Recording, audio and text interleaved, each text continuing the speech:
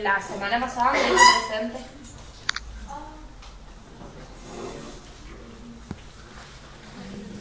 ¿Pero qué hablar de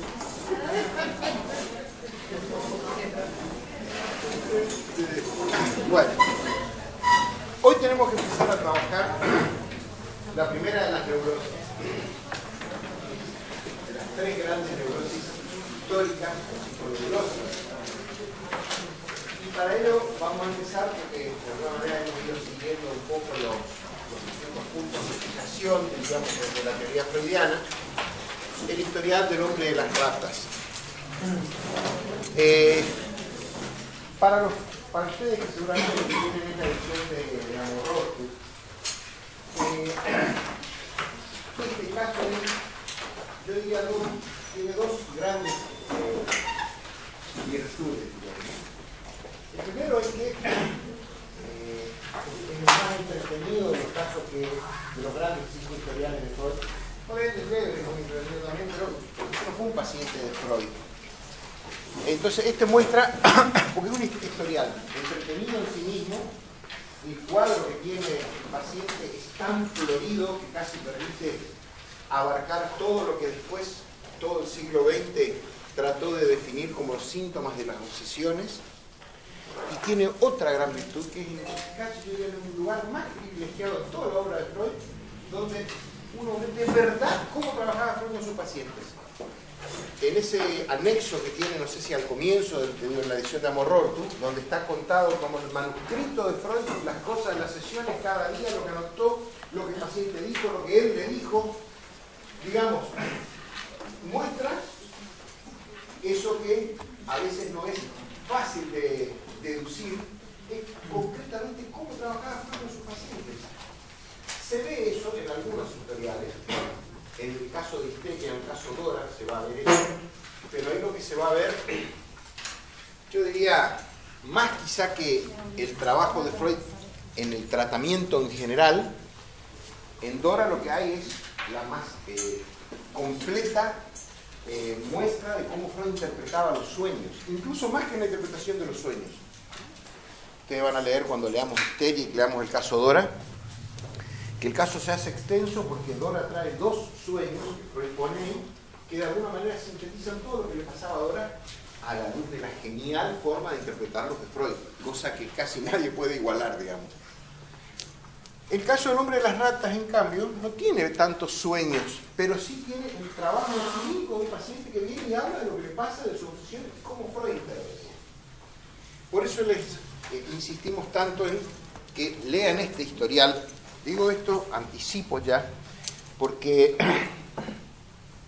dentro de esa cosa que nosotros siempre les advertimos con Celeste, de que no se guíen por un resumen, por un apunte, pero que eso es algo que los hombres no aprenden jamás.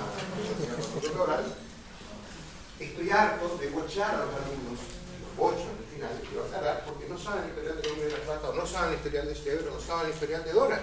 Es decir, leyeron algo somero, genérico, sobre la neurosis obsesiva, o sobre la paranoia, o sobre la histeria, y cuando yo digo, no, pero el nombre de las ratas, no me acuerdo, empiezan a decir, si no te acordás, pues no lo leíste. Bueno, si la verdad que no lo leí, bueno, entonces andá y léelo de nuevo y preparate de vuelta.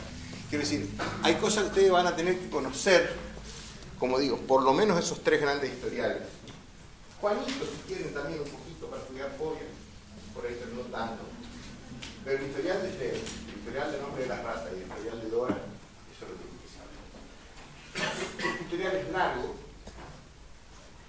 y Freud trabaja como trabaja, diría casi en Schreber, ¿no es cierto? Una primera parte que es propiamente el historial, los datos, digamos, del paciente. Una segunda parte que es donde cuenta una por uno todas las obsesiones del paciente. Y por supuesto, una parte donde él va dando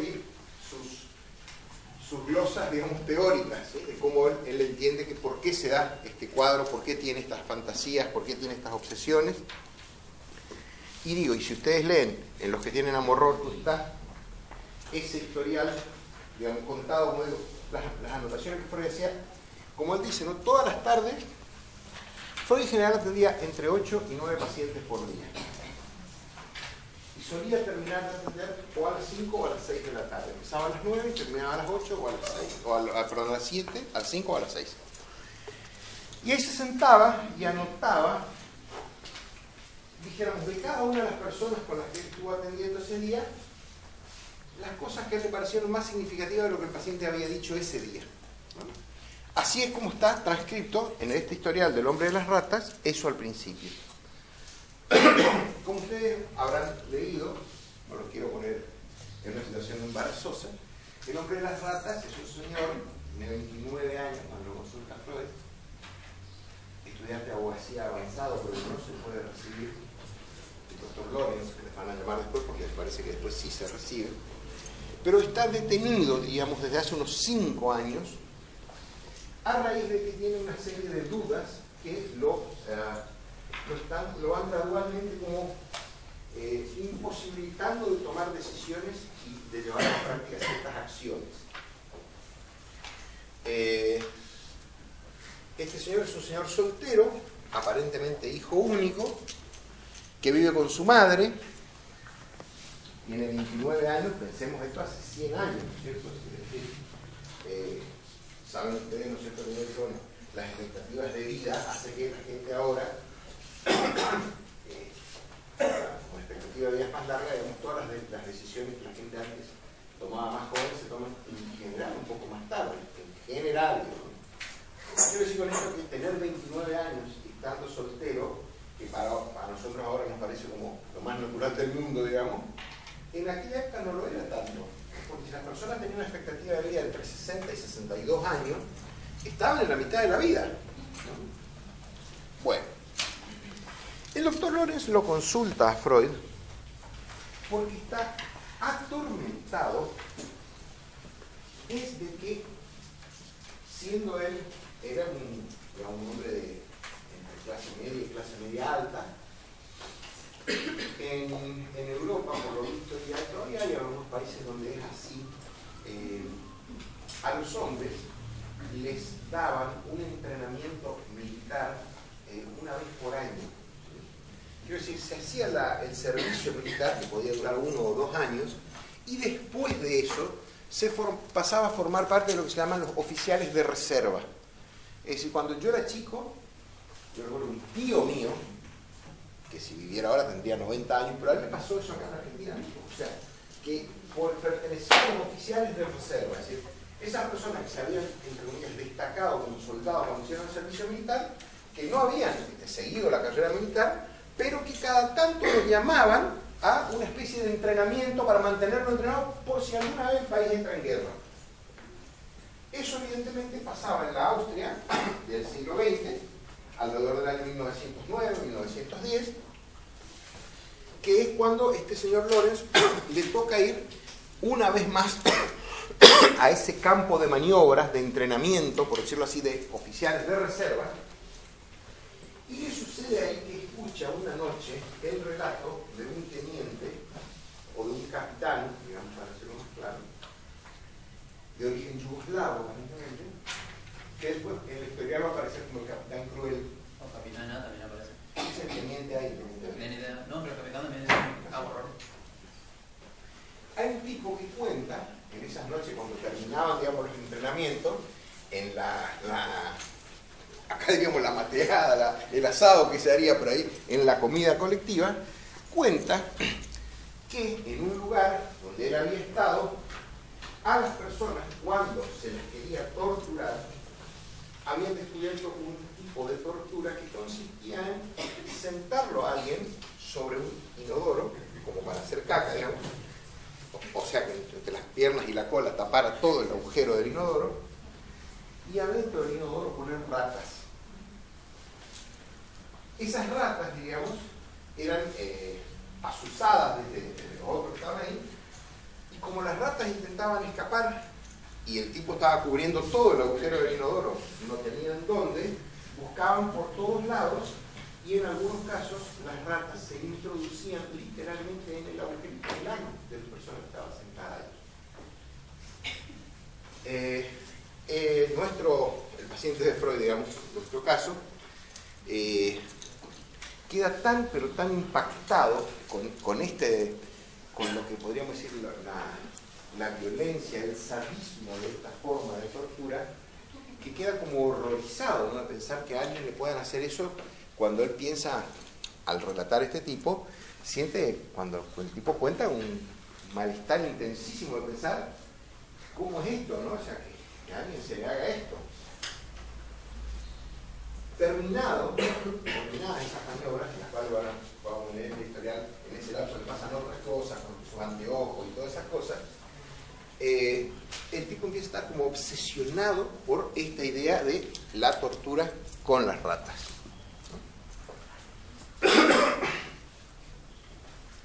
Le empiezan a pasar otros síntomas, empieza a tener problemas como una especie de obsesiones o ideas de suicidarse, empieza a debatirse entre si tendría o no que suicidarse, le empiezan a pasar cosas en relación a la figura de su padre, que había muerto hacía ya varios años. En el marco de esa creciente angustia, creciente parálisis para la acción que él va teniendo a través de que sobre casi todas las cosas que piensa o que planea hacer, siempre le empieza a sobrevenir una duda respecto a si hacerlas o no hacerlas, si estaría bien o estaría mal. En el marco de esa situación decide consultarlo a Freud. Decide consultarlo a Freud muy angustiado, y eso es lo que yo les digo, que si ustedes ven el manuscrito de Freud de las primeras dos entrevistas, empieza a tratar de contarle esto. Y llegado a un cierto punto, el paciente, como dijéramos, se interrumpe en su propio relato, porque es tanta la angustia que le produce tener que relatar esto, que César no puede decir la palabra, y Freud le completa esta idea de que si era esto, digamos, la introducción de las ratas en el ano. Y el tipo le dice sí. Freud, que lo observaba, después va a hacer una anotación de eso, y se observa que este señor, cuando le cuenta esto, el gesto que pone en la cara, dice, tiene una particularidad, que es que expresa simultáneamente dos cosas antitéticas. Expresa, por un lado, lo que él conscientemente sabía, que era el horror que le producía esa situación, y simultáneamente, dice Freud, un placer desconocido por la conciencia del sujeto. Tanto es que se va poniendo nervioso que en un momento determinado, cuando Freud le dice algo, el paciente está como tan absorbido por su obsesión que le dice a Freud, sí, mi capitán.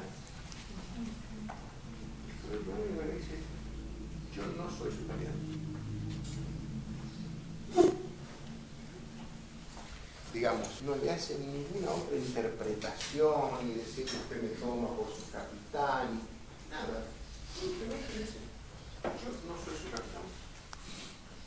Bueno, el paciente tiene muchas dudas, entre ellas, si ustedes leyeron el historial, contenta que después de la primera entrevista, ahí yo también se enseña cómo trabajaba Freud, le dice al paciente, cuando Freud le dice sus honorarios y le explica que va a tener que venir, bueno, como alguna vez hemos dicho, 6 días a la semana en ese horario, el paciente le dice, bueno, voy a consultar con mi madre a ver si puedo disponer de ese dinero para venir al tratamiento.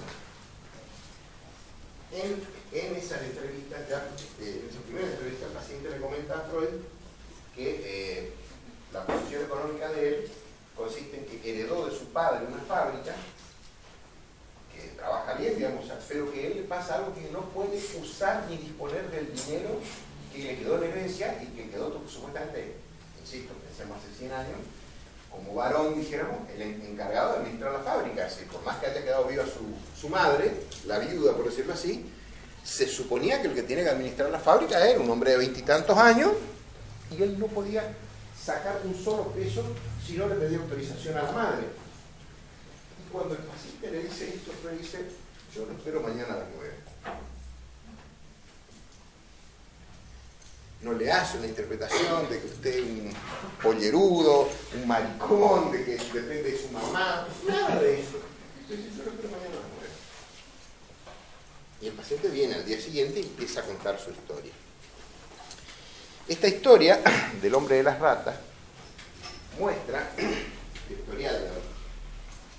Por un lado, todo eso que ustedes van a poder leer respecto a esas ideas suicidas, dice algunas cosas, y Freud dice al comienzo, ya pasado este manuscrito de la entrevista, dice que él nos va a contar un historial de una neurosis, una grave neurosis obsesiva. Esto también enseña, digo yo, porque no sé si a ustedes les ha pasado, cuando a mí me pasó, por ejemplo, cuando uno empezó a estudiar psicología, empezó a ver psicopatología, algo así como tener la idea de que lo grave son las psicosis, las neurosis son pavadas, las neurosis son pavaditas. Y Freud dice ahí, es un historial de una grave neurosis obsesiva. Entonces eso quiere decir que las neurosis también pueden ser graves. Y de hecho, si ustedes han leído el historial, más de una vez a lo largo de este historial, pero sobre todo en el principio, Freud dice que este paciente me relata casi un verdadero delirio. Entre las cosas que el paciente tenía temor, decía que lo obsesionaba que si hacía X cosa, algo malo le podría pasar a su padre. Y Freud dice, pero su padre murió hace 8 años. Sí, pero le podría pasar algo malo en el más allá. Como estamos, a su alma, en el cielo, si es que tal lugar existe para las almas, le podría pasar algo. Y entonces este paciente parece construir lo que uno llamaría, digamos, hacia la mirada puramente fenoménica, digamos, un delirio. Quiero decir con esto que este paciente está, como decimos, extremadamente angustiado, paralizado para la toma de decisiones y las acciones, con ideación suicida y con una explicación cuasi delirante de, entre otros, por qué razones no hace tal cosa. Digo, eso es un cuadro grave de neurosis obsesiva, no una psicosis, pero tiene varios puntos de gravedad, digamos, de gravedad en todo sentido, de gravedad porque hay riesgo de muerte, el paciente está hablando de suicidarse todo el tiempo, todas las noches. Te habrán visto, se desnuda, se coloca frente a un espejo, se pone una capa y se coloca una navaja acá. Y empieza a jugar con la navaja. Y empieza a decirse a sí mismo, ¿sos lo suficientemente macho para cortarte? ¿O sos un cagón que no te quieres cortar? ¿Pero por qué no te quieres cortar? ¿Es por guapo o por cobarde? ¿Sí? Es decir, un paciente que tiene un riesgo de una actuación suicida, digamos, por lo menos toda la puesta en escena como para hacerlo. Un paciente, como digo, que tiene una explicación como delirante, un paciente está muy angustiado y que está paralizado para la acción. Quiero decir que las neurosis también pueden ser graves. En este caso, Freud nos empieza a contar entonces el historial de este señor. Este señor es hijo de un matrimonio donde había una mujer, que es la madre de él, que efectivamente ella es la que era de origen de familia con plata, por decirlo así, era del lado de la familia de ella, que venía a la fábrica, y el padre era algo así como lo que uno llamaría elegantemente con ese término en francés, un bon vivant, un buen vividor, un tipo que estaba bien. A punto de la cosa así que este señor se contaba, dice, en la mesa familiar, una historia que era que cuando la madre todavía era soltera y el padre todavía era soltero, al padre tenía también otro amor, pero era una chica pobre. Y al padre aparentemente le gustaba mucho esa chica pobre, pero viendo que su futuro económico estaría mejor casándose con la chica rica, optó por esta mujer, que a la sazón es la madre de nuestro paciente, ¿no? Como dice un amigo mío encargada, se casó por el interés, no le fue por el capital. Es decir, él se casa con esta señora y tiene a nuestro paciente, que es el doctor Lores, que va a ser el doctor Lores. Y a nuestro paciente, aquí, le pasa una figura muy parecida. Todavía en vida del padre, cuando él era más joven, alrededor de los 20, 21 años, él se enamora de una muchacha pobre y el padre le dice: escuchame, papito, vos tenés que casar con una chica rica y asegurar tu futuro. Tenés que casarte con fulanita, que a la sazón es la prima, además, y que es de una familia rica. Y el paciente entonces vuelve a vivir el conflicto que había vivido su padre, es decir, entre sentirse enamorado de una chica pobre y tener, digamos, el arreglo matrimonial con una mujer rica que le solucionaría sus problemas económicos, pero a la condición de que se casaría con la mujer que él no es la mujer que él quería. Él quería casarse con la otra, bueno, él también quería estar de novio con esta, y el padre le había casi arreglado el matrimonio por una prima. Ante la imposibilidad de tomar una decisión y no queriendo parecerse al padre, lo que le pasa es que no toma ninguna decisión. Entonces está varios años de novio. Además, él se había puesto, en eso capaz no era tan distinto a como somos ahora, la idea de que antes de casarme primero me tengo que recibir de abogado. La mejor forma entonces de no tener posibilidades de decidirse a con quién casarse es no recibirse, ¿no es cierto?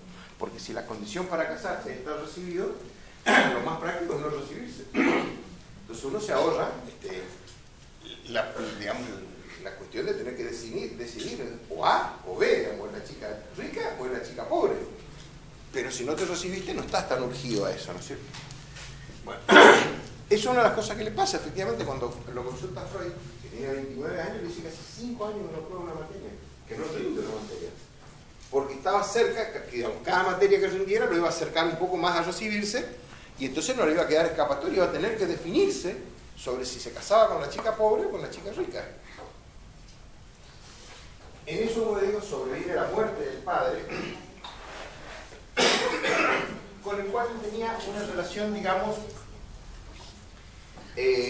ambivalente.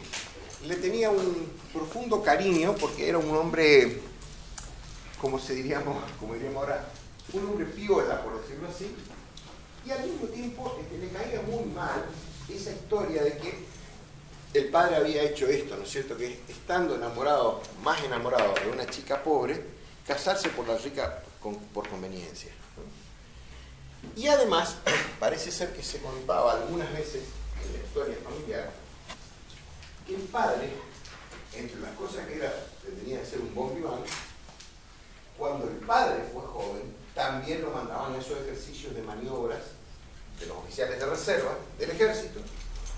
Y como era un tipo así, muy dado, muy sociable, lo eligen en esa compañía donde están haciendo las maniobras como el tesorero.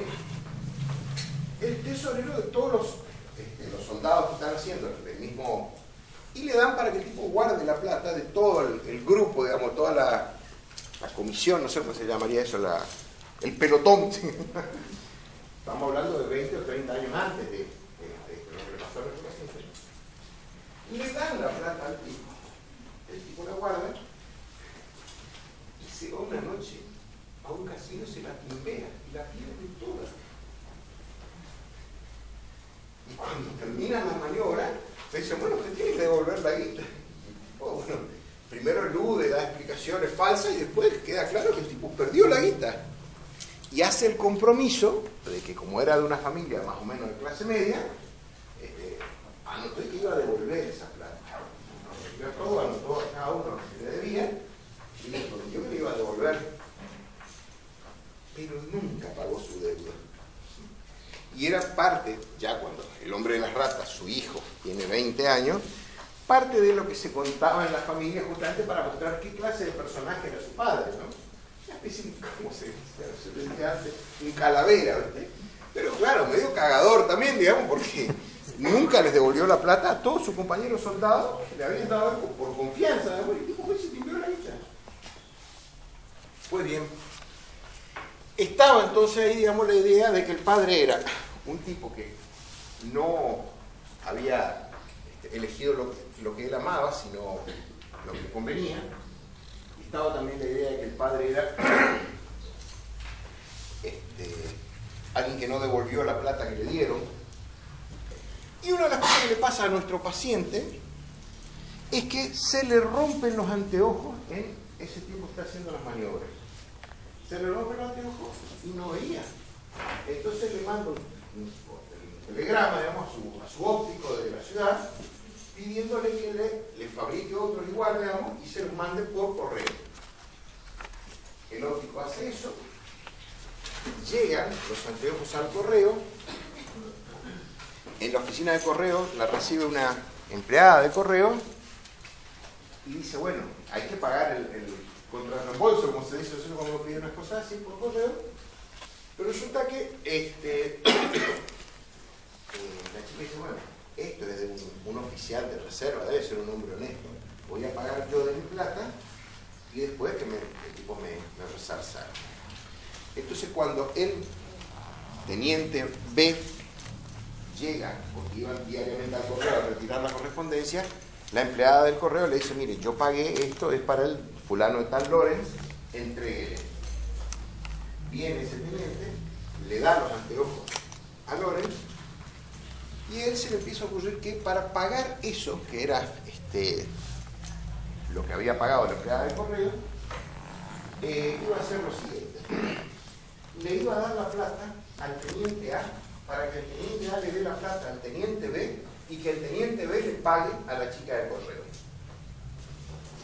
Cuando se le ocurre esta solución, el teniente A le dice, de ninguna manera. ¿Yo qué tengo que ver? Yo ni fui al correo ni pagué nada. Vaya y dele directamente al otro. Y él dice, no, yo le tengo que dar a él para que él le dé al otro, para que el otro le dé a la empleada del correo. Lo cierto es que van pasando los días porque esto de postergar las cosas y no tomar decisiones para la acción le pasa en todos sentidos. Aparece también, como digo, esa noche la anécdota del tormento de las ratas. Y finalmente llega la finalización del periodo de maniobra y Lorenz me pagó, digamos, los anteojos. Entonces, y ahí está dibujado por Freud todo un mapa que él se hace de dónde estaban haciendo las maniobras, dónde era la ciudad donde residía Lorenz y dónde estaba la oficina de correos donde la chica había pagado por él los anteojos. Y se hace, en base ya a una serie de cosas que son como obsesivas, propiamente obsesivas, un itinerario que consistía en que él iba a tomar un tren, pero no iba a ir directamente a donde estaba la chica, sino que iba a bajar en otra estación, de ahí se iba a desviar, iba a llegar a donde estaba la chica, pagar la deuda, volver a donde había dejado el tren, y eso le daba tiempo para alcanzar el siguiente tren y llegar a su ciudad, donde él tenía que volver a su casa. Toma el tren, pero cuando llega el momento donde tendría que bajar, dice, mira su reloj, el tiempo me da para ir a una estación más y después bajar y desde ese lugar irme a donde estaba la empleada del correo. Sigue el viaje en el tren, llega a la siguiente estación y él le entra a saber la duda si bajar o no bajar. No baja. Sigue en el tren hasta la siguiente estación y cuando ya llega a esa siguiente estación se da cuenta que si ahora baja y va hasta donde estaba la oficina de correo, los tiempos no le dan para tomar el tren siguiente y se va a tener que quedar esa noche, como él dice, en algún lugar del bosque o del camino porque ya no puede tomar otro tren para llegar a su casa. Y ante esa perspectiva dice, no, eso no puedo hacer, así que yo sigo a mi casa. Por lo tanto, vuelve a su casa de las maniobras y él tampoco paga la deuda. Él también queda a deber los anteojos, el envío de los anteojos que pagó la empleada de correo.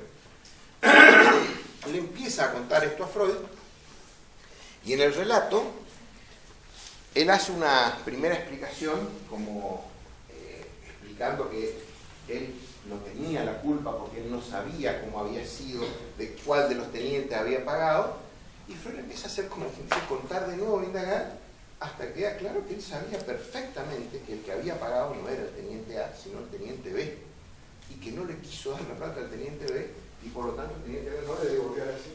Es decir, que él intenta como mostrarse que él no tiene, como dice, nada de esto es por mi culpa, y Freud dice, pero usted sabía perfectamente. ¿Quién había pagado por usted? Lo que aparece entonces es, digamos, puesto más claro que él no quiso pagar la deuda, no es que no pudo, no quiso pagar la deuda. Y en esto también repite la historia del padre, entonces. Porque podríamos decir, el padre perdió toda esa plata en el juego, pero la verdad es que en los 20 años siguientes, teniendo esa fábrica, claramente hubiera podido devolver la plata a los que le prestaban la plata a él para que la tuviera, pero no quiso. Bueno, nuestro paciente, su hijo, tampoco quiso pagar la deuda. Entonces empiezan a aparecer muchas de esas cosas de semejanza, de repetición, si queremos llamarle, entre la historia del padre, la historia del hijo, pese a que él abiertamente decía que no quería parecerse al padre. En lo único que aparentemente por el historial logra, digamos, diferenciarse del padre, es que él no acepta finalmente ese matrimonio arreglado con la prima rica y decide continuar la relación con la chica de la cual él estaba enamorado, por lo menos en la traducción mía dice la dama de sus pensamientos, como diciendo de la que él siempre pensaba, pero la verdad es que tampoco logra concretar nada con ella. Es decir, se veían, por ahí se iban unos días de vacaciones juntos, pero llevaban años de noviazgo y entre otras cosas lo que le pasaba al hombre de las ratas es que cuando él pensaba en la posibilidad de, bueno, finalmente casarse con ella, porque era la que le gustaba, sentía que estaba en falta con su padre, porque el padre le había dicho, no te cases con una chica pobre, casate con una chica rica. Y esto le generaba de nuevo esta situación ambivalente, digamos, de odiarlo al padre porque le quería, como dice, manejar su vida erótica, y al mismo tiempo no quería desobedecer al padre. Bueno, ese es nuestro paciente. Si ustedes han leído el historial, van a ir viendo cómo se van desplegando a lo largo del tratamiento todas esas cosas que después el siglo XX, digamos, formalizó como las características verdaderamente de las neurosis obsesivas. En primer lugar, podríamos decir que es una neurosis típicamente masculina. No quiere decir que no haya nunca alguna mujer obsesiva, pero en general, digamos, la neurosis obsesiva es típicamente masculina.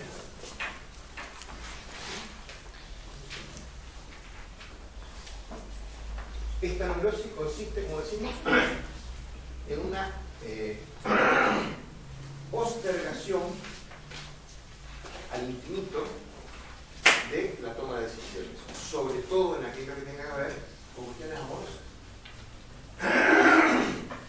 Esta indefinición trae lo que le pasó al señor cuando tomó el tren, que es que finalmente, diríamos, si tomamos el tren y los horarios del tren como un dato de la realidad, es la realidad la que termina decidiendo por él, como que finalmente ya se bajaba, no podía tomar el siguiente tren y llegar en el día a su ciudad, entonces, digamos, los horarios del tren deciden que él no baje. Es decir, que cuando él estaría como supuestamente, ahora sí ya estoy seguro de una decisión, claro, pero ahora no me dan los tiempos, así que no puedo hacerlo. Tiene esta cosa de pensar, este pensar, por ahí Freud lo dice, ¿no? Como un pensar, ¿cómo es que la palabra textual del texto es? Un pensar, no es atolondrado, un pensar retorcido, algo así, ¿no?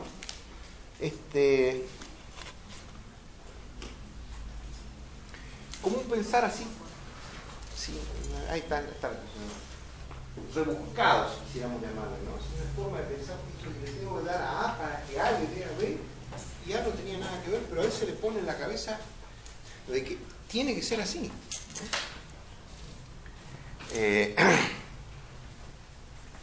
Rastreando la historia,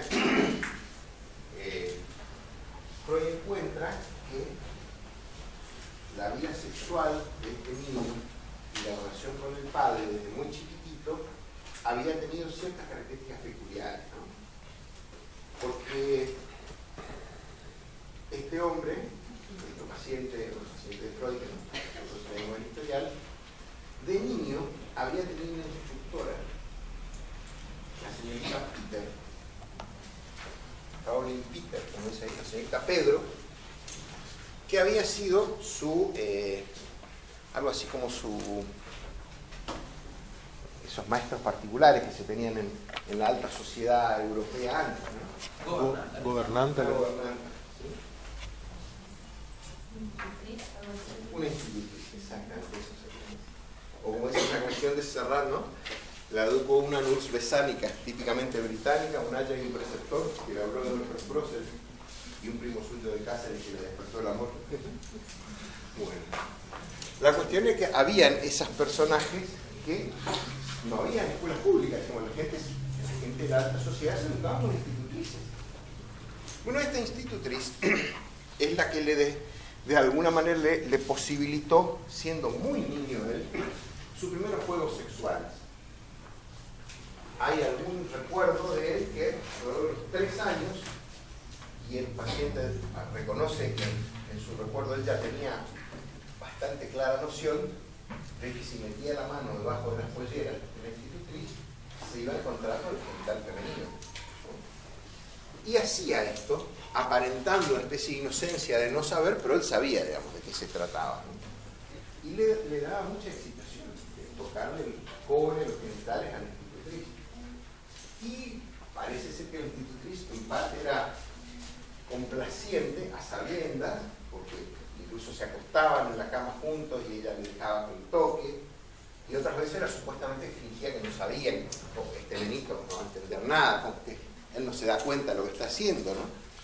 Y lo cierto es que en un momento determinado él se acuerda de un berrinche que tuvo de chiquito, un berrinche muy importante, donde el padre se le opone terminantemente a que siga haciendo lo que estaba haciendo. Y un chico, digamos, pero tan, entre comillas, bien educado, que en esa casa jamás se decían malas palabras. Por lo tanto, él no conocía las malas palabras. Entonces, en su reacción contra el padre, dado que no podía decir malas palabras porque no las conocía, empieza a nombrar palabras cualquiera, digamos, ¿no? De objetos de la vida, cuchillos, tenedores, lo que fuere. Pero dice, la anécdota es que el padre lo ve tan furioso, pero tan furioso, que dice una frase que es, bueno, después de ver esto, hay que decir que este niño o será un gran hombre o será un gran criminal. ¿No? Pues si no con ese temperamento, o vos te destacás, digamos, entre comillas, por hacer el bien, o te destacás por hacer el mal. O sea, será un gran hombre o un gran criminal. Palabra que el chico escucha y que tiene que ver con las obsesiones de sus 29 años, cuando, entre otras cosas, antes de verlo a Freud ya le cuenta que todas las noches, como parte de esa angustia, de esas obsesiones que tenía, iba a ver a un amigo, un mejor amigo, y todo el tiempo le decía, decime una cosa, ¿soy yo o no un criminal? Y el amigo trataba de consolarlo como cualquier amigo, le decía, ¿por qué pensás eso? ¿Por qué tenés esa duda?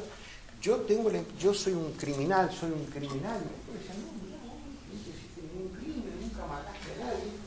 Pero esta frase, que soy un criminal, a él le tornaba todo esto. Vos sos un criminal. Parte de eso era ese juego que yo les decía, de desnudarse frente al espejo, ponerse una capa, pensar en el padre, ponerse la navaja acá, pensar si era o no un criminal, si siendo un criminal merecería entonces o no un castigo.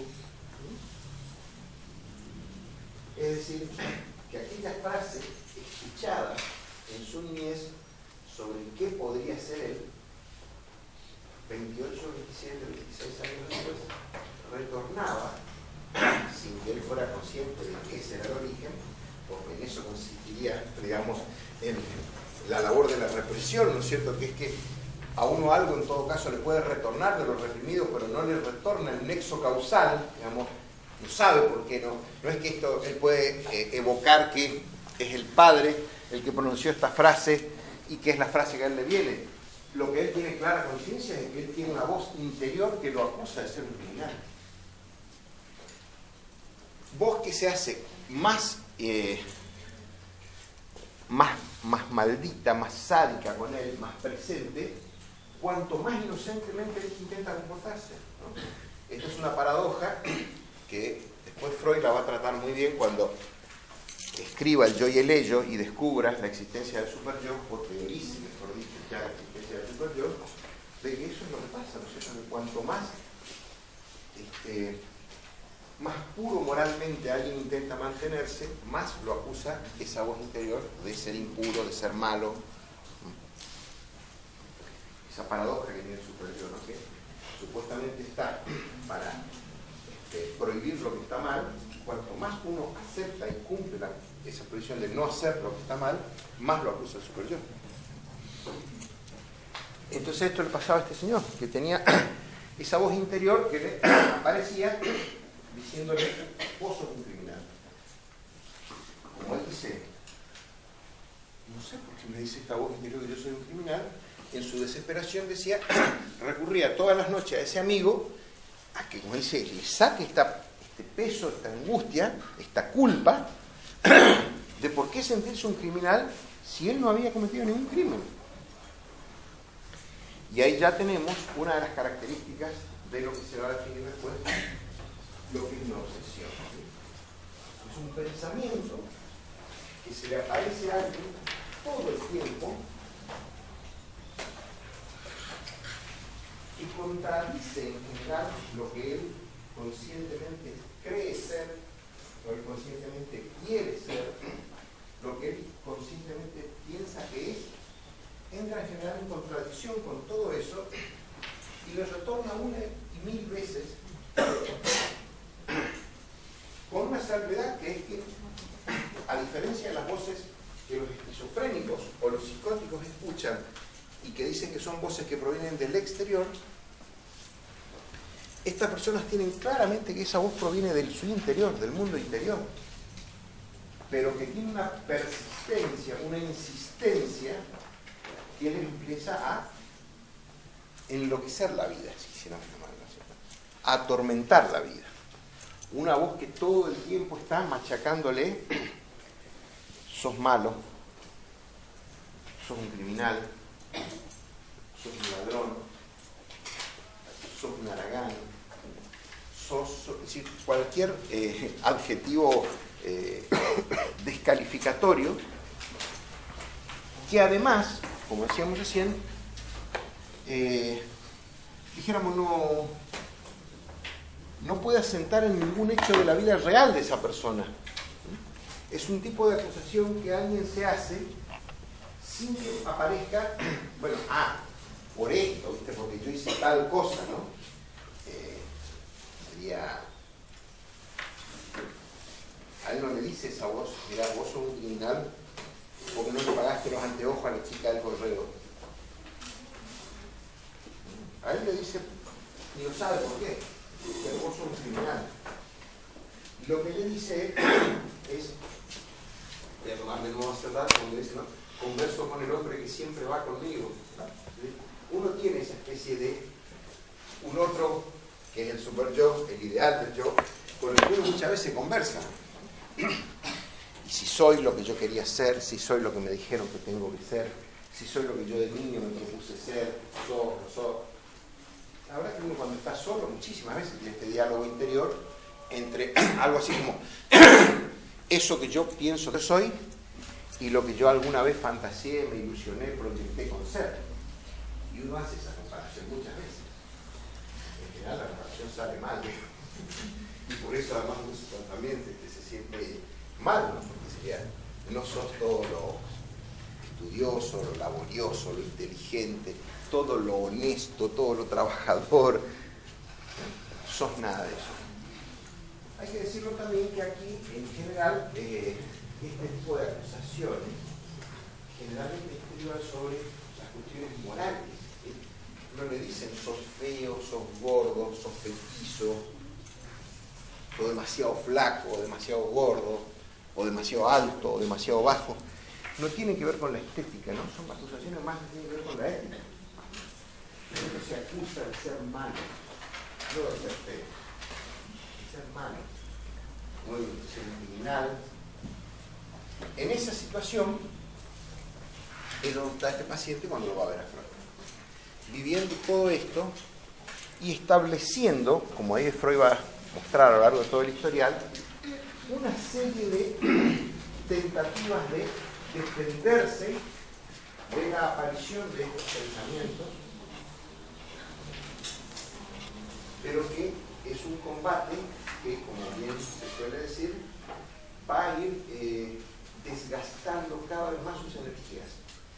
Estas personas, podríamos decir, si uno supusiera, así metafóricamente, digamos, que uno tiene energía psíquica, y que de esa energía psíquica, que es un monto, un quantum único, por decirlo así, uno usa el 80% en dirimir estas dudas interiores que tiene, solamente le queda un 20%, por lo tanto, seguramente lo que va a hacer es poco. Bueno, algo así es lo que les pasa a estos pacientes. Están la mayor parte del tiempo enfrascados en solucionar estos conflictos interiores, en librarse de estas voces interiores, en tomar precauciones. Entonces comienza a hacer algo que yo suelo decir que en la regresión obsesiva el pensamiento, en lugar de servir para anticipar las acciones, sirve para sustituir las acciones. Las personas piensan y no hacen. Uno diría que se supone, entre comillas, que en la vida de los humanos la utilidad del pensamiento es que te permita planificar las acciones. Yo pienso tal cosa, bueno, mañana hago esto. Y yo pienso nomás. No sé si pienso nomás, pensé nomás. Y yo pensé eso. Esa clase de persona que uno le dice, che, si tal cosa así, no, yo ya pensé en eso. Pero, viste, después pensé tal otra cosa y entonces me quedé ahí, viste, pensando y ¿qué pasó? Y bueno, ya pasó el día, supongamos. Yo había pensado en ir, no sé, mañana, tomar el colectivo hasta para estar no sé, en tal lugar. ¿Y qué pasó? Y me quedé pensando si estaba bien o mal, ir o no. ¿Qué pasó? Y bueno, y llegó el día, se fue el colectivo, no sé si el pasaje, no había más pasaje. Así que no me pude ir. Yo veo acá una sonrisa cómplice porque, sobre todo de las señoritas, ¿no? Porque esta es una figura muy frecuente en su padre o en sus novios. Encontrar personajes así. Señores que todo el tiempo está como anticipando supuestamente con la acción, ya tengo todo pensado. ¿Y por qué no hiciste? Y porque me quedé dormido, ¿viste? O me dio fiaca. Me confundí el horario. Creí que era ayer, era hoy, a ver si fue ayer. Siempre hay una especie de nueva explicación que los exculpa de fue sin querer, ¿viste? Yo no me di cuenta. Yo di muchos años a una señora que finalmente se terminó separando de su esposo, que le pasaba eso. Todo el tiempo, el tipo, cuando él decía, pero no me di cuenta, decía, pero vos estás tomando idiota, decía, no me di cuenta. No me di cuenta que vos necesitabas tal cosa, no me di cuenta que vos querías hacer tal otra, no me di cuenta que vos me pediste tal cosa, no me di cuenta que eso que me pediste era ayer, no hoy. Todo el tiempo no me di cuenta. Es decir, que por eso insisto, es una neurosis masculina. Podemos adentrarnos a ver por qué. Por de pronto, el historial del hombre de las ratas ya nos da ahí Freud una cosa muy interesante que muestra que estas personas tienen, como dijéramos, dos sistemas de pensamiento paralelos. Un pensamiento que es el que más se muestra habitualmente, que es, yo diría, hiperracional,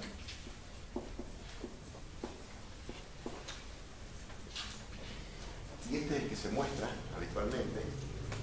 Son esas personas que dicen, lo tengo todo fríamente calculado, ya eso ya está pensado, y simultáneamente, paralelo, porque fue como literalmente como una línea paralela, la creencia en un pensamiento mágico.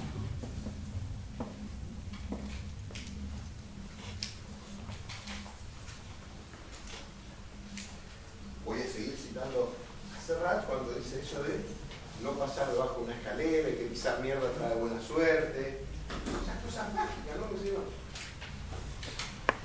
Uno va caminando por la vereda y en una escalera puesta y la gente esquiva la escalera. Yo me decía, ¿por qué? Por las dudas. ¿Por cuáles dudas? Por las dudas. Pero ¿cuáles dudas? Y las dudas, si hay algo que caracteriza la neurosis obsesiva, de hecho, en el siglo XIX, los doctores franceses, antes de ponerle este nombre de neurosis obsesiva, se le llamaba locura de la duda. Locura de la duda, o también se le decía manía sin delirio. Porque son sujetos absolutamente, lo que vulgarmente uno diría, maniáticos, ¿no? Tienen manías para todo. No la manía que ustedes estudiaron de la psicosis maníaco-depresiva, etc., ¿no? Sino eso que vulgarmente uno llamaría manías sin delirio. No hay un delirio estrictamente, pero hay una manía, ¿no? ¿Sí? Esto tiene que estar así, yo te dije, no lo pongas así, porque así como tiene que estar. Y vos decís, ¿por qué? Y porque yo digo, o si no, que dice, mirá, porque yo hice un cálculo de espacio-tiempo y el espacio que usas menos si lo dejas así. Si vos lo dejas así, nunca lo vas a poner en el borde y te vas a desaprovechar un pedazo de espacio. Entonces, esta es la manera más lógica de hacer las cosas para que vos no desaproveches el espacio. Pues sí, no me vas a decir que te pones a hacer cálculo de espacio para dónde poner una cartuchera en la mesa mientras está en la clase. Yo pienso todo el tiempo en todas las cosas. ¿Y vos dónde pones tu cartuchera? Y yo me olvidé mi cartuchera. Pero yo sé que eso es humanidad. Yo la mía hoy no traje, porque me olvidé. Pero sé que vos tenés que poner así. Es decir, ese pensamiento que tiene ambas vertientes simultáneamente. De hecho, esa explicación que el hombre de las ratas le da a Freud, de que no tengo que hacer esto porque algo malo le puede pasar a mi padre. Y Freud dice, pero si su padre murió hace 8 años, yo sé lo que puede pasar más allá. Como decir, ¿cómo vamos a saber si le pasa algo en el más allá? Una de las cosas típicas de los obsesivos es que se empalan con discusiones donde no hay forma clara de llegar a una respuesta, ¿no? Como decían los muchachos que yo vivía cuando era estudiante, viste que los gatos tienen, dice, un sentido de la orientación, los gatos siempre caen parados, ¿no? Pero ¿será que caen por eso o porque ven? Entonces la pregunta era, si vos tenés un gato ciego para arriba, ¿también caerá parado, no?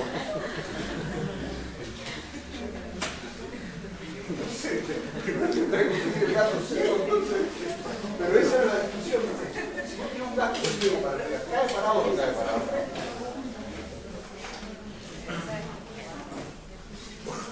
O por ejemplo, un poquito más, subidita de tono, pero ¿las monjas usan corpiño o no usan corpiño? Porque están siempre tapaditos, no se sabe. ¿Será que las monjas usan corpiño?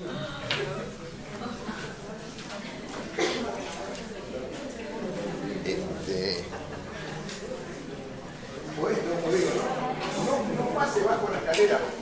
¿Por qué? Por las dudas. ¿Pero cuáles dudas? Por las dudas. ¿Pero cuáles dudas? Ni siquiera se puede formular cuáles son las dudas. Pero es obvio que es porque hay la creencia de una magia, digamos. Algo malo va a pasar si yo camino por debajo de la escalera. Algo malo me va a pasar. Y digo, ¿cuál es la lógica de ligar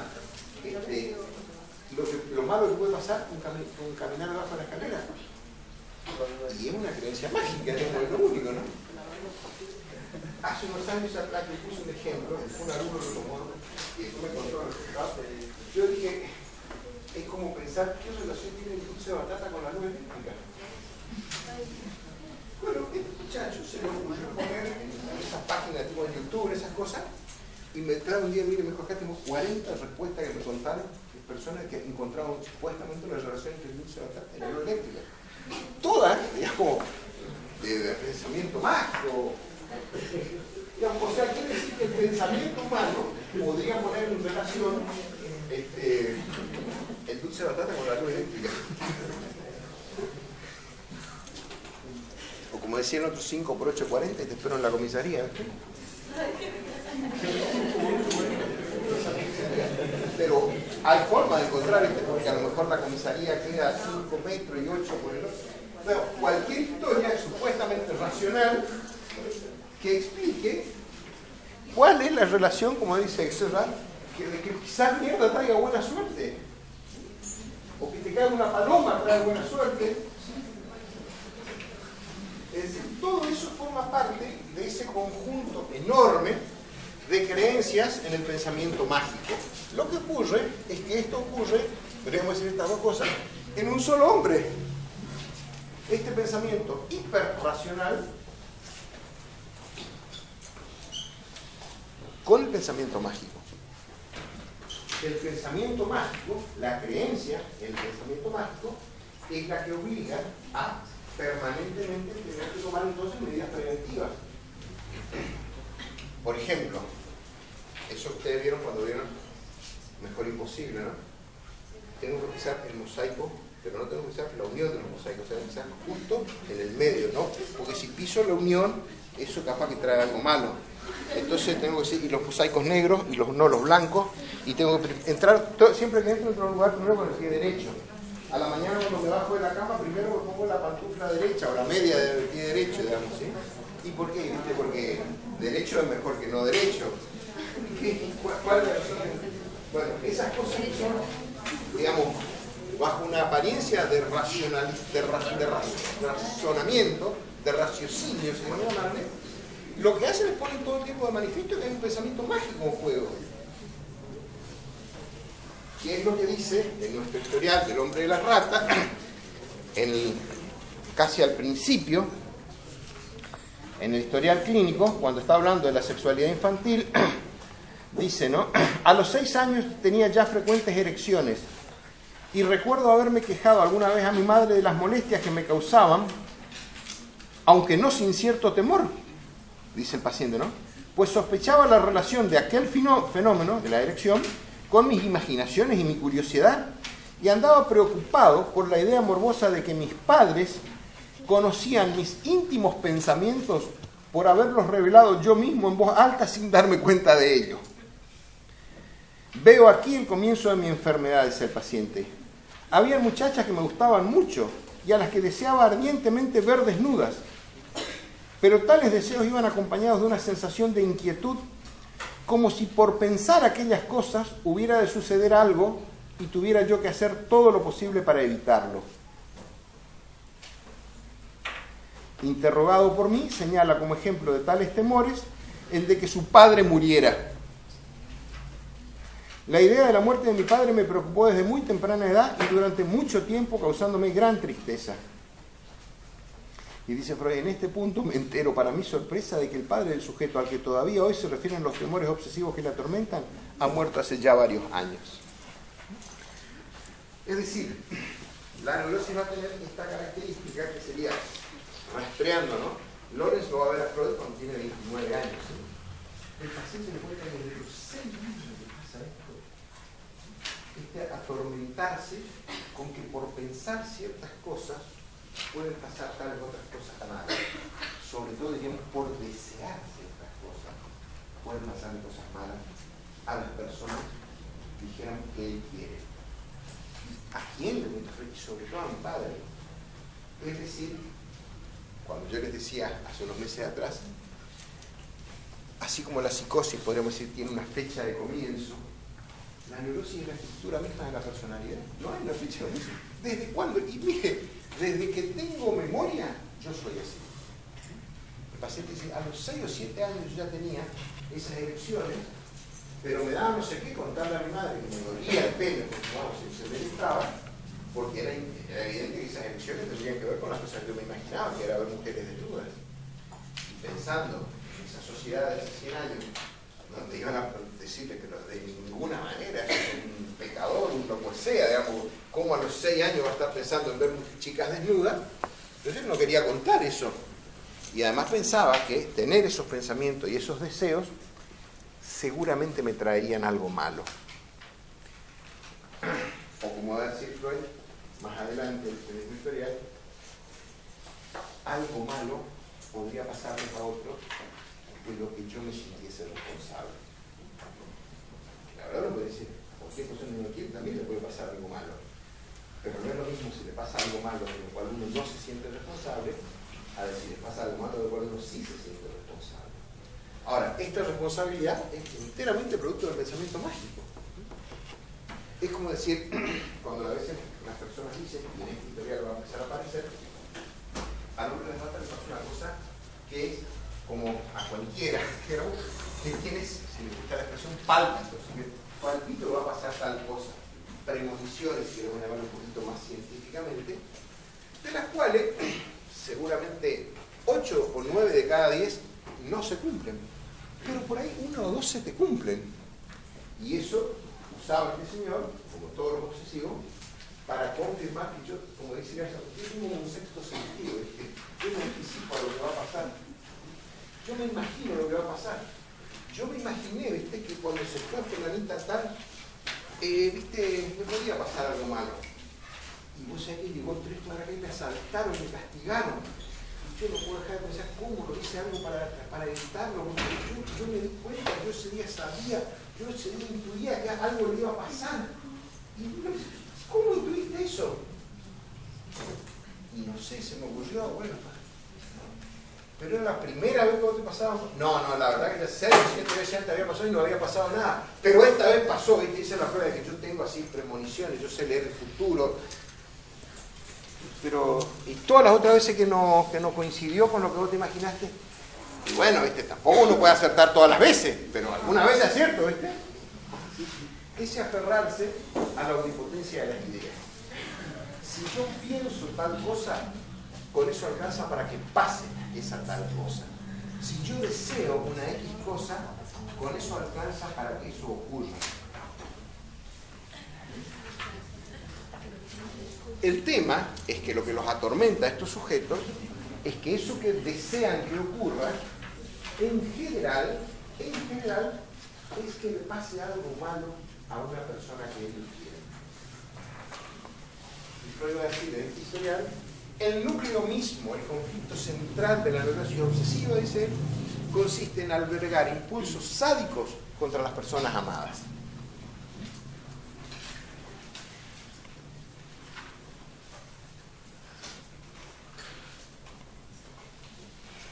Eso le pasa al hombre de las ratas en un momento en que, con esta chica, que es la dama de sus pensamientos, planifica hacer un viaje de tipo como lo veríamos ahora de fin de semana para encontrarse en un lugar turístico, ¿no?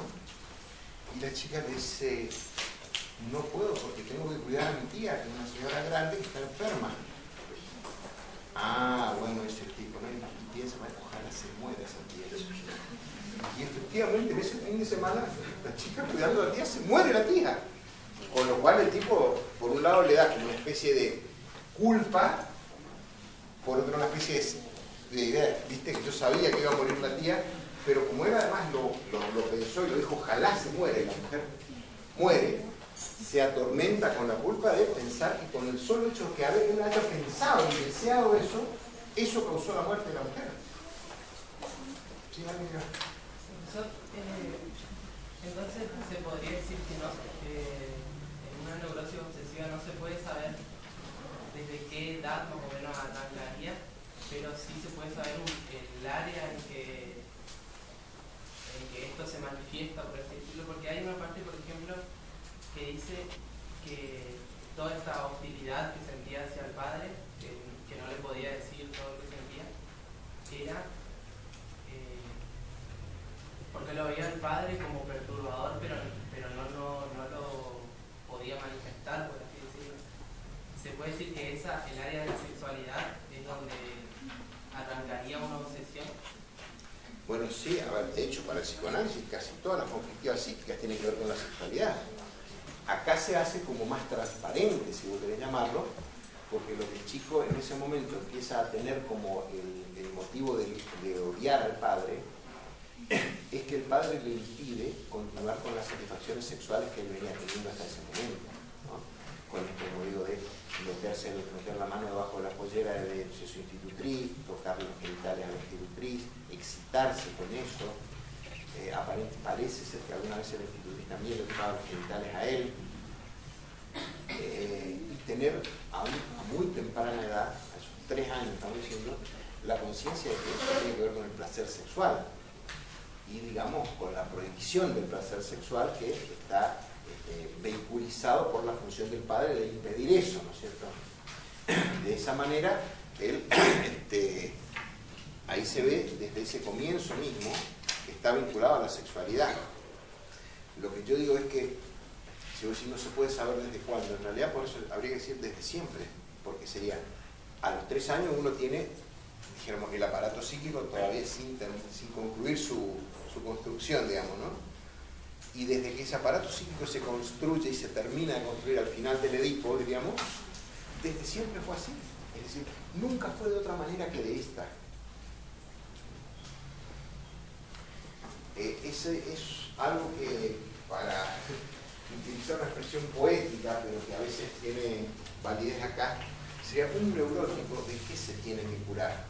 Se tiene que curar de sí mismo, de ser como es. Bueno, quiere decir que la tarea va a ser difícil, ¿verdad? Porque algún, como yo me preguntaba, ¿pero usted alguna vez fue distinto? Nunca fui distinto. Siempre fui así. Es decir, por eso esta historia me enseña esto. Si el hombre en la carta cuenta que ahora tiene 29 cuando consulta, y él dice, yo veo el comienzo de mi enfermedad a los 6 meses. Hace 23 años, según ya que él registra, digamos, conscientemente, si hubiera llamarle, que él desde entonces ya viene siendo así. Es decir, toda su vida. Por eso digo, cuando uno, ahora lo vemos más claro en la neurosis obsesiva, pero porque quizá dentro de la neurosis es también la más grave, porque es el punto de fijación más temprano. Es la más florida en sintomatología. Es la que tiene una peculiaridad en el modo en que funciona la represión. ¿Se acuerdan que, si ustedes leyeron los escritos de la metapsicología de Freud, en la metapsicología de Freud, en el artículo de la represión, Freud dice que el objetivo de la represión no consiste en destruir una idea, sino en impedirle que se haga consciente. Y el no inconsciente es la autoreflexión. Y dice el objetivo de la represión es impedir el desarrollo de la angustia. Es una curiosidad que esta segunda definición que aparece en el inconsciente, no en la represión, es la más exacta. Porque sería, el objetivo de la represión es impedir el desarrollo de la angustia. La neurosis obsesiva justamente muestra que ese primer objetivo, que es el impedir que la idea se haga consciente, en estos pacientes se hace consciente. El paciente tiene a lo largo, finalmente, la conciencia que él deseaba que algo malo le pase al padre. Yo podría decir, si él tuviera solamente eso, no estaría neurótico. Lo que lo hace estar neurótico es que da mucha angustia a eso, porque le parece que está mal que sea eso. Le parece que está mal si yo lo digo del padre, desea que algo malo le pase al padre, porque tiene con el padre esa relación conflictiva que por un lado lo quiere y por otro lado lo odia. Lo odia porque el chico le impidió seguir con esos juegos sexuales con la escritora, cuando se hizo más grande, como que dice, lo condicionó a que vos te vas a tener que casar con la chica rica, y entonces como él le gustaba a la chica pobre, no se casaba ni con la una ni con la otra, y le amargaba su relación con la chica pobre, pero de la que él estaba enamorado, porque le parecía que cómo iba a traicionar la orden, podríamos decir, que le dio el padre. Entonces deseaba que algo malo le pase al padre. Y uno puede decir, lo que lo hace, le da ese carácter conflictivo, neurótico, que se siente mal por eso. Quiero decir, podría pasar que vos también le deseas algo malo a otros desconocidos, que son extraordinarios, eso le da puta. Ojalá, hijo de puta, que no tal cosas, muera, se rompe una pierna. Ahora, no es lo mismo desear eso con tu hermano, con tu papá, ¿no? Porque ahí vos decís, ¿cómo voy a callar qué clase de monstruo soy? Digamos que hay las personas que yo digo que quiero, deseo esto, ¿no? Y eso hace que la conflictiva sea tan angustiosa, porque sería, como dice Freud, se alberga deseo sádico contra las personas amadas.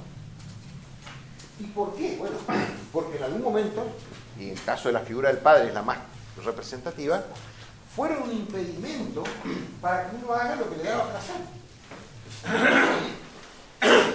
Yo no sé si ustedes tienen hijitos, hermanitos menores, pero esto es pero divertidísimo de ver cuando un niño de 4 o 5 años, los padres le prohíben algo y el chico le dice muchas veces a mamá, ojalá te muera. ¿Verdad? Es decir, y eso en sí mismo todavía no lo convierte en neurológico. El problema es que después de que, de que el chico diga eso, supongamos, tienda a creer que porque él lo desea eso va a pasar, y dijera, supongamos que efectivamente pase, o que el chico empieza a pensar que no, ¿cómo voy a pensar esto? Porque mi mamá es buena, o que la madre le empieza a decir, pero ¿cómo me va a decir eso? Yo soy tu mamá, yo te adoro, vivo para vos, y vos me decís que vos querés que yo me muera. Y esta conversación repetida 1, 50, 500 veces, en muchas circunstancias de la vida, le empieza a hacer sentir al chico que si se llega a enojar con la mamá, está prohibido sentir enojo, está prohibido decir malas palabras, está prohibido decir cosas malas sobre la madre, porque la madre es un sol de buena, ¿viste? Entonces eso hace que ese chico tenga como que, bueno, empezar a tratar de contener dentro de sí eso. Algo así es lo que le pasaba al hombre de las ratas, así como decir, bueno, ¿cómo voy a yo tener este odio hacia mi padre? Si mi padre es tan bueno, tan bueno.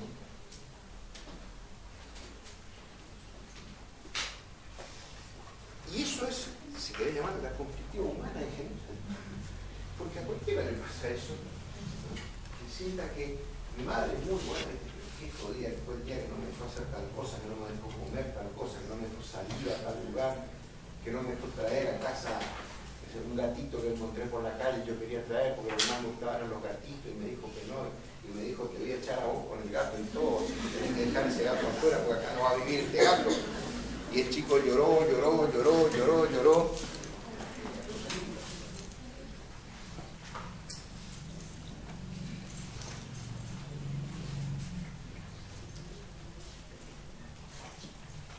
sea, es la vida humana misma. Ahora, en lo que ocurre es que en algunas personas esto va estructurando un modo, una personalidad obsesiva, al modo de la neurosis obsesiva, que se caracteriza por todas estas cosas que estamos diciendo ahora, ¿no? Incluso con lo que después uno va a ir viendo, está en el texto de Freud, sobre todo una construcción de lo que uno llamaría cábalas, ¿sí? O ciertas cosas, ¿viste? Que son como rituales, me dice Freud, ¿no? Entonces, para levantar, como hacemos, tengo que pisar con el pie derecho. Tengo que caminar en cantidad de pasos, que tiene que ser siempre un número par, no puede ser por un número impar, o desparejo, entonces es esas cosas típicas de las obsesiones, ¿no? Con ciertos números.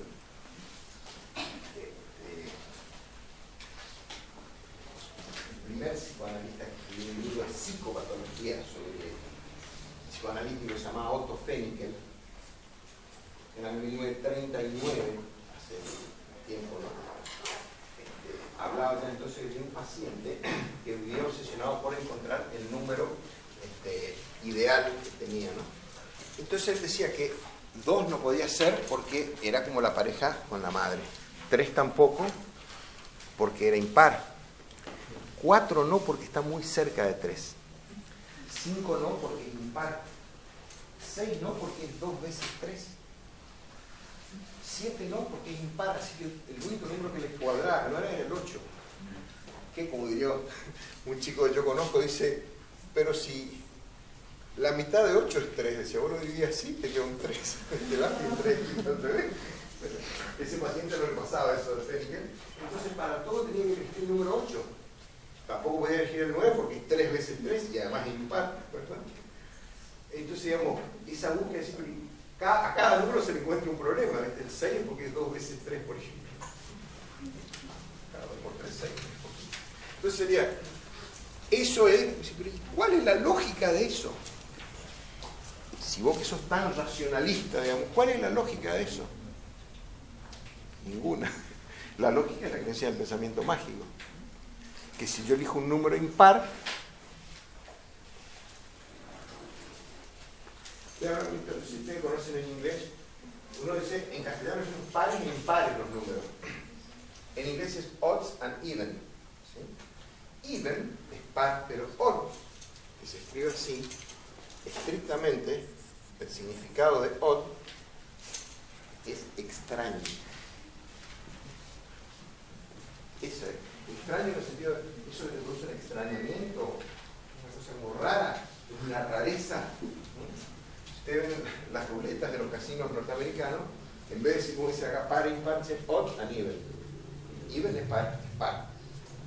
Quedaron empatados, quedaron even. Pero odd, el significado de la palabra odd no es impar, es extraño, raro. Ahí se ve en el lenguaje más esto de por qué hay que evitar lo raro, lo extraño, ¿no? Hay que tratar de quedarse con lo parejo. Lo extraño, vaya a saber qué trae. Hacer esas cosas extrañas. Después digo, entonces, está lo que decimos hoy de los rituales. Sujetos que empiezan a hacer un montón de acciones para que protegidos de ese algo malo que les podría pasar. Hay películas que han mostrado esto, no me acordaría ahora exactamente de una, pero por ejemplo esos tipos que van a la noche a su dormitorio, en el que duermen solos, se sacan la ropa y cuelgan puntillosamente el pantalón doblado así, la camisa encima, ven que le quede bien, se sacan las pantuflas antes de dormir o las chinelas y las ponen exactamente a la misma altura, no pueden quedar desparejas, una más adelante o la otra más atrás, no pueden, digamos. Y uno le pregunta, ¿para qué? Y por las dudas, ¿viste? Por si algo malo pasa, para que no pase nada malo. ¿Y qué podría pasar de malo? Y no sé, ¿viste? Que si me despierto a la noche con ganas de hacer pis, me siento en la cama, pongo los pies así, el pie esté frío, el piso esté frío, y yo en uno calce, ¿viste? La chinela, en la otra no. ¿Cuál es el problema? Es que apoye 5 segundos el pie en el piso frío. Y no, ¿viste? Yo capaz que no sé, capaz en el piso hay un alacrán, no quiero ir con fitas. Pero ¿y el alacrán no podría estar en la chinela también?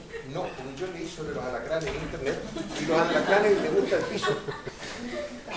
Podríamos decir, por eso yo no, parece un verdadero delirio esas explicaciones que se dan para justificar bajo una apariencia de racionalidad lo que en el fondo es una creencia del pensamiento mágico.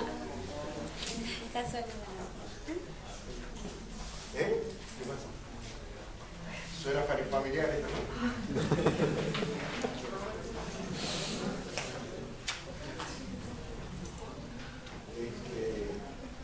Por eso digo, ¿no? Porque esto es la vida humana misma.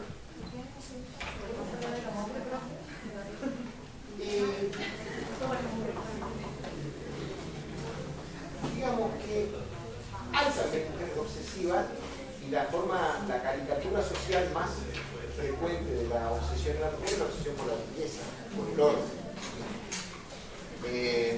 Por el orden, digamos, por ejemplo, ustedes van a ver en el caso Dora, Freud contaba que la mamá de Dora era una familia bastante rica, que tenían una casa grande, un living hermoso, que tenía 2 empleadas, y hacía todos los días limpiar el living, y una vez limpiado lo cerraba para que nadie entre, y al día siguiente lo volvía a hacer limpiar y no había entrado nadie, digamos. Sí, bueno, uno podría pensar eso en una cosa como obsesiva, porque sería ¿para qué, digamos? Si vas a limpiar una habitación es porque la pensás usar, ¿no? Para no usarla. Bueno, si no la usaste, ¿por qué tendrías que volverla a limpiar? Y porque se pudo haber ensuciado, pero ensuciado porque solamente con tus malos pensamientos, digamos. Si tú cerrada y no entró nadie, ¿por qué se pudo haber ensuciado, verdad? Bueno, sí, por ahí hay personajes así, femeninos, digo, en general la caricatura es la obsesión por la limpieza. Le pregunto, también se hablaba también de la obsesión en casos que eran coleccionistas o acumuladores, que dejaban bolsas y bolsas de basura o las piezas que se ven llenas de cosas. Freud va a sostener en este texto también, creo que es, ¿Cuáles son las 3 características de lo que se llama el carácter obsesivo?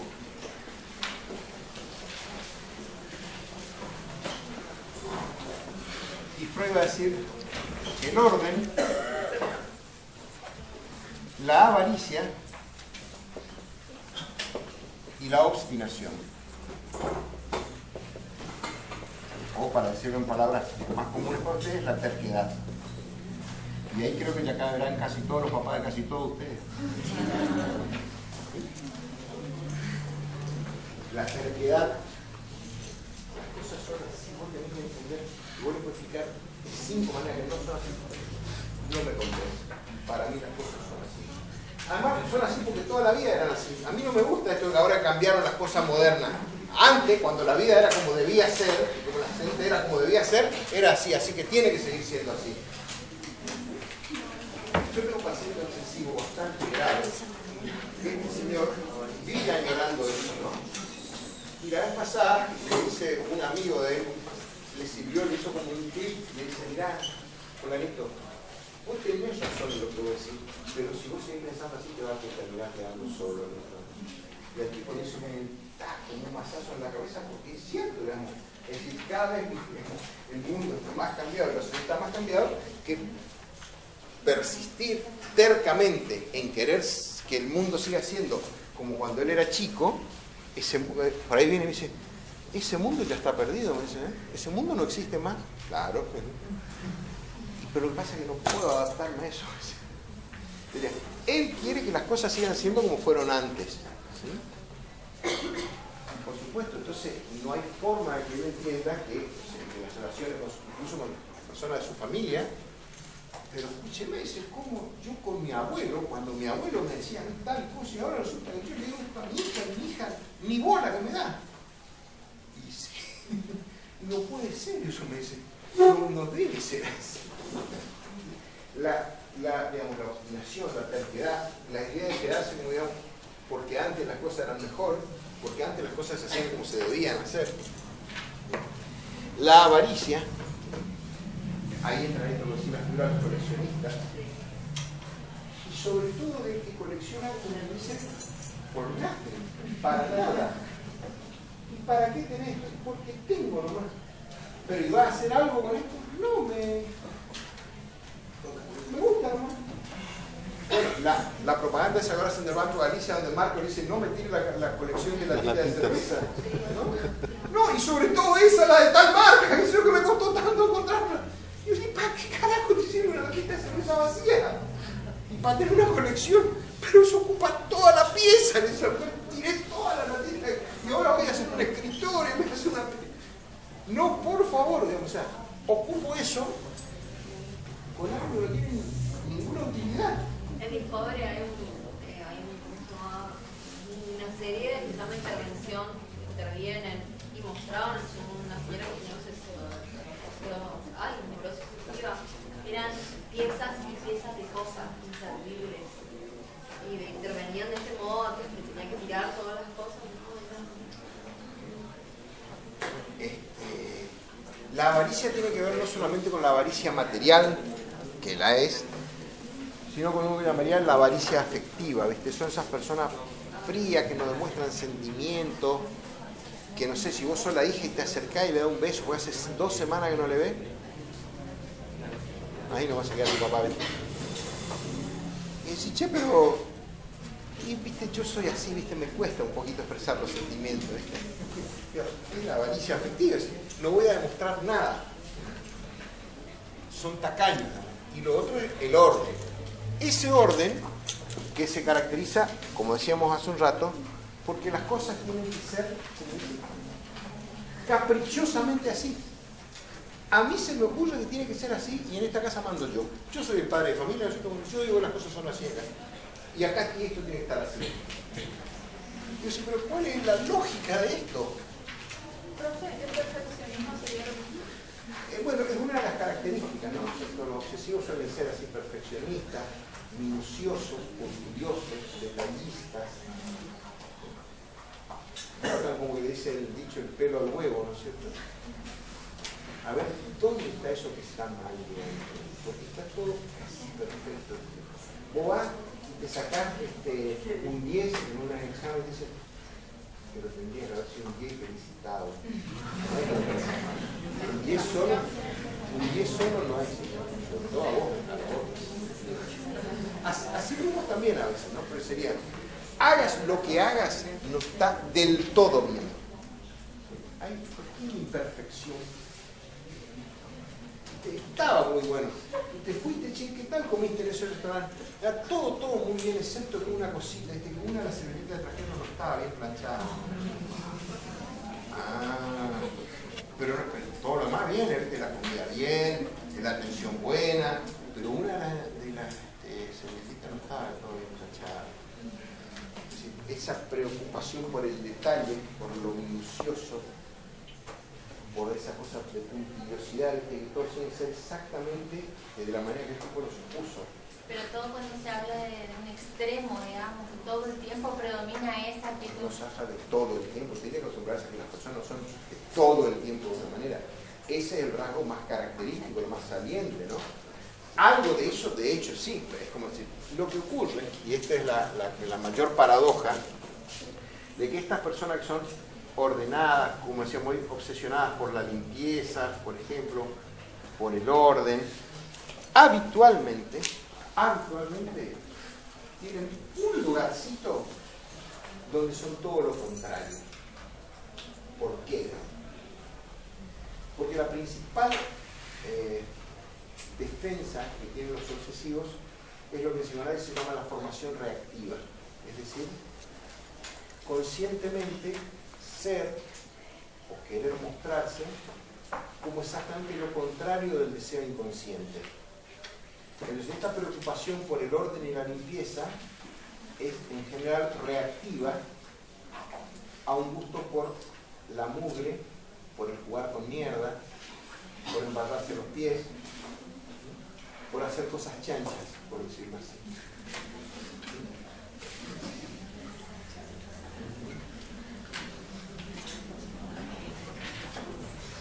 Yo voy a contar, porque no voy a decir el nombre, porque era un psicoanalista famoso con el cuando yo estaba en el Lanús, teníamos una supervisión los viernes a las 5. Íbamos al consultorio de este señor, un consultorio paquetísimo, en un barrio paquetísimo.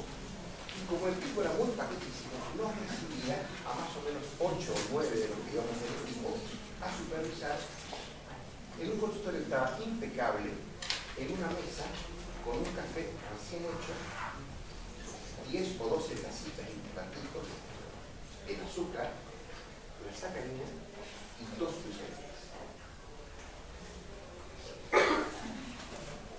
Te servía a vos primero y vos ponías el azúcar, lo volvías con la cucharita y cuando ibas a poner la cucharita sobre el vidrio que estaba sobre el escritorio, ibas a manchar, porque siempre tiene una gotita de café en la cucharita, ¿no es cierto? El tipo hacía esto, una cosa muy sencilla. Agarraba la cucharita antes con la polilla, le pasaba la lengua y quedaba ella para que haga cuando ponga el azúcar. Entonces, genial.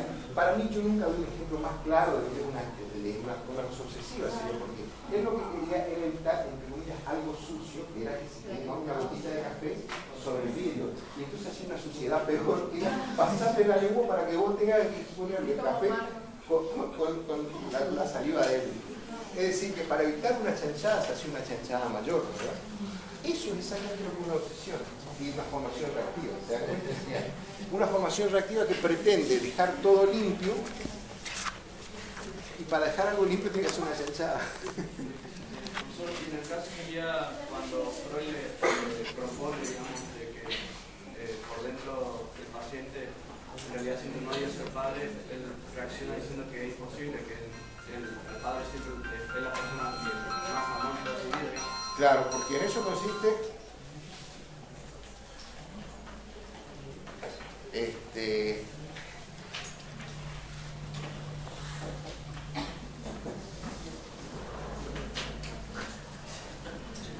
cualquier neurosis en general consiste en que uno no sepa quién uno es, ¿no?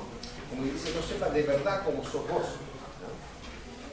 esto es lo que va a llevar a decir a Lacan y a casi todos, digamos, los psicoanalistas posteriores, que en ese esquema que hacemos en ello, el yo y el superyo, contrariamente a lo que se diría desde la psicología en general, que es que el yo es el aparato que tenemos para conocer el mundo, lo que vamos a decir, el yo es un aparato para desconocer el mundo. Porque la principal actividad del yo es reprimir. Y reprimir quiere decir que no se hagan conscientes lo que sea inconsciente. Y por lo tanto quiere decir que yo no sepa lo que tengo inconscientemente. Mi verdad más profunda como sujeto yo la tengo que no saber. Y para eso existe el yo, para reprimir. Bueno, entonces, en la medida en que yo me encuentro con que alguien, por decirlo, un amigo, tu analista, te dice algo que es lo que vos no querés saber de vos mismo, la primera reacción es decir, no, de ninguna manera. ¿Cómo me va a decir usted que yo hice eso porque le odiaba a mi compañero? Yo lo hice sin querer. Como decía el Chavo, sin querer queriendo. Eso es lo que normalmente hacemos en la vida. De ahí Lacan va a decir que el hombre humano tiene tres grandes pasiones, dice. El amor, el odio y la ignorancia. Quiero ignorar, no quiero saber nada de eso. De eso usted me dice que soy yo, de eso no quiero saber nada. Entonces diría, la neurosis obsesiva tiene una ventaja adicional, podríamos decir, que a veces logro saber, pero la represión es dificultosa porque no me angustio. Típicamente los pacientes así, con estos caracteres, y por eso también es la neurosis quizá más difícil de trabajar, es la más grave. Cuando alguien me dice, pero ¿quién me dijo que el odio que le dio esa situación por su papá le dio ganas de matarlo a su papá? El paciente dice, sí, pero no sabes, no hay pensamiento. Entonces, bueno, ¿qué quiere decir eso más que pensamiento? Y sí, son cosas que no voy a hacer. Lo cual te muestra a mí, porque no tienes la decisión de eso, pero lo voy a hacer. Pero sería, como estoy seguro que no voy a hacer, entonces me angustio menos si yo sé que pienso esto. Pero si es distinto, si vos fueras una persona no excesiva, mucho más pasional que la calentura, porque me dijo, mira, si tengo un cuchillo a mano, le voy a clavar un cuchillo de una silla, le voy a partir la cabeza con un sillazo. Pero no sé más que pensamiento.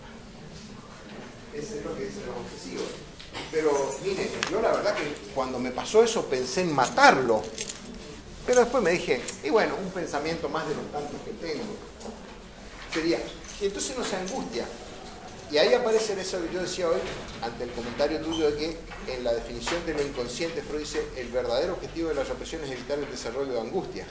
Eso se logra en esta neurosis, y a diferencia de las otras dos, que después vamos a ver, que son la histeria y la fobia, acá los pacientes muchas veces hacen conscientes estos pensamientos. Pero la represión, podríamos decir, no es del todo fracasada, porque el paciente no se angustia. En nuestro caso, en el hombre de las ratas, sí se angustió. Y por eso consultó. Pero la verdad que podría haber pasado que no se angustie. Y si no se angustia, diría Freud, bueno, la represión no fue tan fracasada, porque el paciente no está angustiado. Tiene ese pensamiento nomás, ¿viste? Pero no se angustió mucho. Solamente en casos graves, así como en este caso sucede lo que es la secuencia invertida de primero el castigo y luego el deseo. O sea, No, es una cosa que pasa. Sí. Esta relación deseo-castigo está casi siempre presente en cualquier obsesivo. El castigo por el deseo. Porque eso que deseas está mal y debe ser castigado. La verdad que esta es una neurosis que pone, ya que dije, incluso el carácter del conflicto central de que hablaba Freud, ¿no es cierto?, que es albergar deseo sádico contra las personas amadas. Y ahorita es una neurosis que pone sobre el tapete una de las pulsiones que Freud trabaja en pulsiones y funciones, que es el sadomasoquismo. Los obsesivos, bajo la apariencia del amor, normalmente hacen cosas sádicas. De eso les voy a hablar un poco más el jueves que viene, ¿no? Pero voy a contar algunos ejemplos que también muchas de ustedes se van a sentir identificados. De cómo hacen los hombres obsesivos para disimular, digamos, ciertas cosas agresivas, sádicas, que quieren hacer con su esposa, por ejemplo, bajo la apariencia del manto de si hay alguien piadoso, soy yo. Si hay alguien bueno, soy yo. Lean todo el historial y el profe que viene lo terminamos. Profe, la característica que usted dijo de orden, avaricia y obstinación, ¿sí o sí se tiene que dar en la neurosis obsesiva o puede faltar alguna de ellas? Ese es el carácter obsesivo. Siempre tiene algo de esas tres. Puede tener más de avaricia, más de obstinación, más de orden, pero están las tres siempre. Siempre están las tres. Se puede encontrar, ¿no es cierto? En el caso, pues yo estuve más o menos comparando y encontré, por ejemplo, avaricia cuando nos quiso pagar los lentes. O sea, Va a llegar a relacionar más bien la cuestión de la deuda, de no pagar una deuda. Es más complicado. Claro. Él no era un avaro, pero no quiso pagar la deuda. Claro. Esta dificultad que le pasa de no poder usar su propia plata, que puede usar la mamá. Sí. La mamá le deja. Pero si no soy que administra la fábrica, dice la madre, y sí, bueno, pero yo te pregunto si puedo pagar 3 coronas con 80. Sí. Y la madre le dice, sí, pero digamos, chao, profe. Chao. Hasta las 11. Media hora. Yo lo espero mañana, diciendo, basta de verso, ¿viste? Usted tiene que venir. Sí, entiendo. No voy a entrar a discutir si puede, si no puede, por qué no puede usar su plata. Podemos discutir eso, por primero que venga. Pero además le dicen, con la autoridad que tenía Freud, ¿no es cierto? Sí. Que ya era a esa altura un hombre reconocido, digamos. Y Freud dice, yo lo espero mañana. El tipo viene al día siguiente. También pasamos la me voy a seguir. Gracias. Chao, Guito. Chao, nos vemos.